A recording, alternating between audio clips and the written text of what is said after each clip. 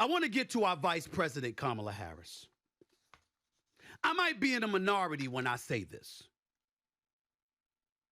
I don't approve of her decision to reject debating Ron DeSantis, the governor of Florida, on the curriculum that exists within the Florida schools. I don't agree with that decision. Let me emphasize what I'm trying to say here, because it's important. I understand her decision. I understand the decision of our vice president. You don't want to give Ron DeSantis any fodder. You don't want to give the Republicans any material to ultimately be used against you to feed their base of supporters and constituents. I get all that. I understand it from a political perspective. I'm not calling the decision idiotic. I'm not trying to disrespect the decision. I'm simply talking about my preference and what I don't like. Ladies and gentlemen, let me tell you something. If the governor of Florida himself, I'm not talking about having somebody on some board accompanying him, which is what he said would be the case when he invited Vice President Kamala Harris to Tallahassee to debate this issue. No, I would want to debate him one-on-one. That's not a debate I would run from if I'm the vice president. And let me tell y'all why, and I'm not calling her out. I'm not going to disrespect Madam Vice President. I'm not going to do that, okay? The only issue I've had with Kamala Harris, as I've stated publicly right on this show, is she giggles too damn much, okay? She just does. I don't like it. And the reason why is because on too many occasions, it appears to be an evasive tactic. You're asking her any question. No, you're the vice president. Highly intelligent, far more accomplished than 99.9% of the people on the planet.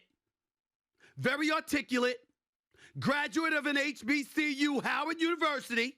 You're a bison. Sisters everywhere showing nothing but love and support for you. Ain't no giggling. You got to come like a bat out of hell. Let's go. Let's go.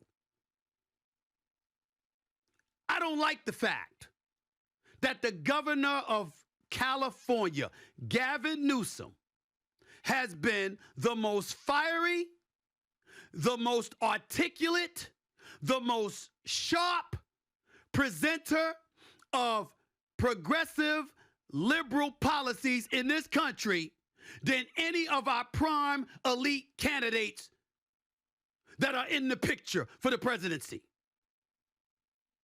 Robert F. Kennedy Jr., President Joe Biden, Kamala Harris. Gavin Newsom has stood out above the crowd. Let's call it what it is. Let's call it what it is. And to me, our vice president was granted a gift. Ron DeSantis didn't invite you to the state of Florida to talk about the state of our economy or our struggles with immigration or the war in Ukraine. He invited you, a white man,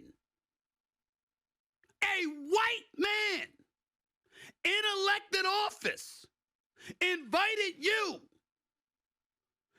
to debate slavery. Everybody and their mothers knows you cannot make that argument if you're somebody that's white. You can't do it. You can't do it. It doesn't matter whether you could deduce from the personal experiences, craftsmanship, carpentries, electrical, whatever it is the hell that you could come up with.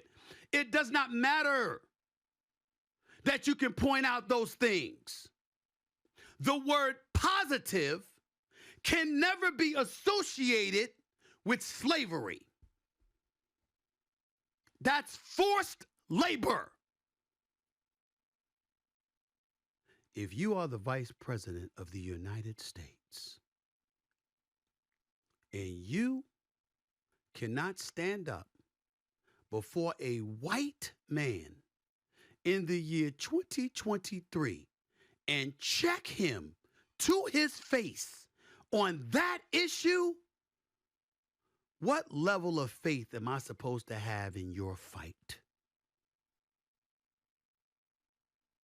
Are you afraid that Ron DeSantis is going to bring up the black men in the state of California that were incarcerated when you were the Attorney General of the state of California? Is that the fear? I frowned upon it myself, Kamala Harris.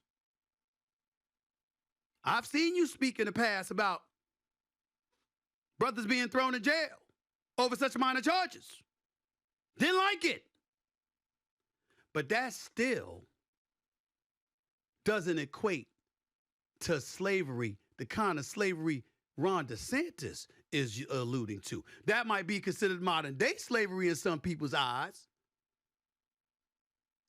but not the kind of slavery he was talking about. From back in the day, you should be able to argue that. You should be able to eat him alive. You're an HBCU grad. You're a former senator. You are as accomplished as they come. Your level of intellect, no matter how much they try to challenge, you can't be challenged. You're not stupid. You're not dumb, Vice President. The issue is you're challenged because there's a White House administration hovering over you that makes you a bit reluctant to speak because you might say the wrong things. It don't make you dumb. You are brilliant. You are smart. You are accomplished. You could back up anything you feel. And this man comes at you and challenges you to that subject, and you're hesitant? I might stand alone, y'all, but I ain't vibing with that. I'm just not.